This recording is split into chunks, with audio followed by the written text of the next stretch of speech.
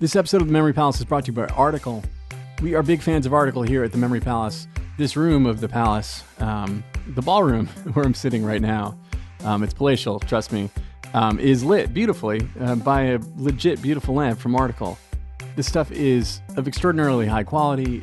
It is truly lovely furniture that's influenced by, mid-century modern and Scandinavian styles. I have a feeling you're really going to like it. If you've never checked it out before, summer and warmer weather is right around the corner here in the Northern Hemisphere. And they really have fantastic outdoor furniture. It's totally worth checking out. Go to article.com and take a look. The stuff looks great, and it is made with all these outdoor-friendly materials like teak and acacia wood and granite and galvanized steel and rattan. And it comes to you with a flat delivery fee of $49, regardless of what you're buying and how big the order is. So go to www.article.com/memorypalace and get $50 off your first purchase of $100 or more. That is www.article.com/memorypalace. Go check it out.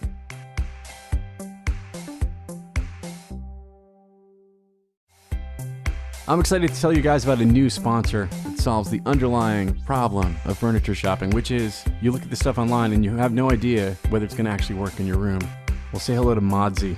With Modsy, you can see new furniture in a 3D model of your actual room and redecorate it until you get your room just right. You're going to send Modsy a few photos of the room, you're going to answer a short online style quiz, and that's it. Then you have this sort of 3D model of your room, and then you can take furniture that they have from all these great partners, like Crate and Barrel and West Elm, and spin them around, and you can see exactly how they're going to look in your space. And there's no more, crossing your fingers and just hoping it's going to fit, or crossing your fingers and just hoping that the colors aren't going to clash. You can swap stuff out until you find just the right thing you're looking for. So head over to modsy.com/memory and you can get yourself a 20% discount on your first room. That's modsy.com/memory. This is The Memory Palace. I'm Nate DiMeo. He got on the wrong train. He was headed to New York, but wound up in Baltimore instead. We can't be sure how it happened. We can't be sure about a lot of things that happened to Edgar Allan Poe between September 27th, when he arrived, and October 7th, 1849, when he died of something at Washington College Hospital. We don't know what killed him.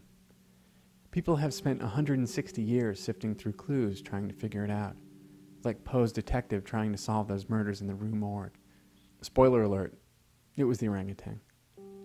But even if they dug Poe's body up and ran whatever sort of CSI history stuff they can do these days, the results might come up definitively cholera or a brain lesion or alcohol poisoning or even rabies, all of which people have suggested.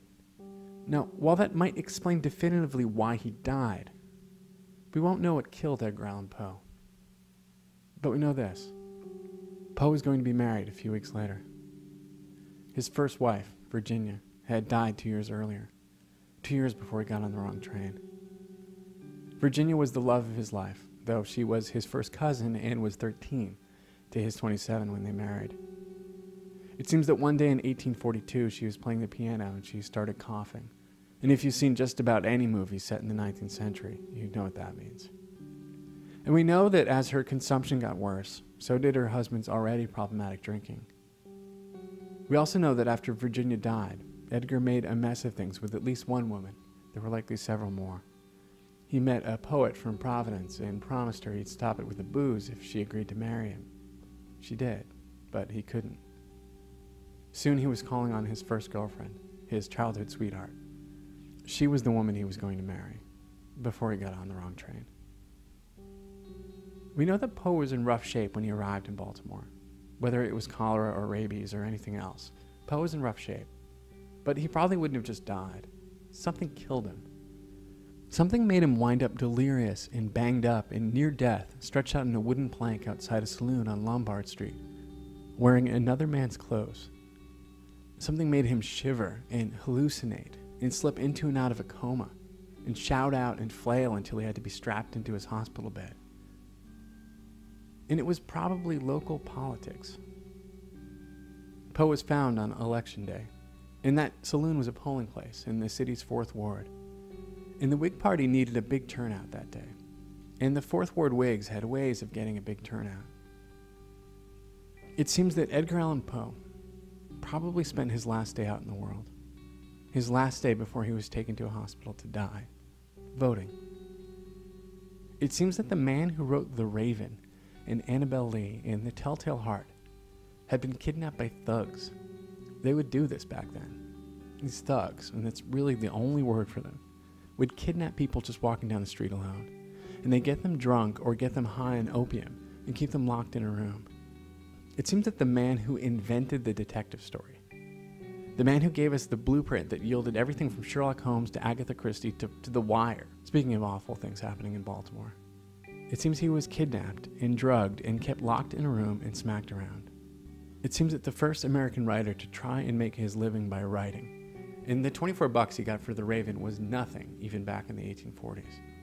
The first American writer to try and make his living by writing, not by family money or a professor or reverend salary. It seems that he was kidnapped and drugged and smacked around and dragged all over Baltimore to vote. Edgar Allan Poe, on his last day out in the world, 2 years after the love of his life lost her long and sad fight with tuberculosis, a few weeks before he would remarry, Edgar Allan Poe was dragged half-conscious through the streets of Baltimore from polling place to commit basic voter fraud. He was stripped of his clothes and put into another man's to vote multiple times, before being dumped off, delirious and confused, and dying in some bar.